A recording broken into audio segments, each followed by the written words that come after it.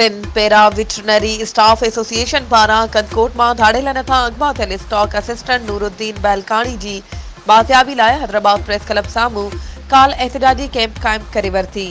उन मौक़े ते अब्दुल गफ़ार सुमरो, असदुल्ला कलोड़ो, इरशाद विस्तड़ो, सदाम हुसैन ऐं ॿियनि चयो त सिंध में अमन अमान जी सूरत-हाल तमामु घणी ख़राब थी वई आहे।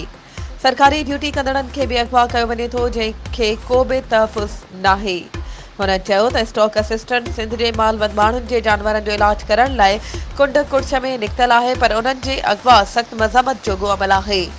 हुननि आला अख़्तियारनि खां घुर कई त अगवा थियल स्टॉक असिस्टेंट नूरुद्दीन बैलखाणी खे बाज़ियाब कराए मुलाज़िमनि खे तहफ़ुज़ फ़राहम कयो वञे, ॿी सूरत में एमरजेंसी ड्यूटी जो बाइकॉट कयो वेंदो।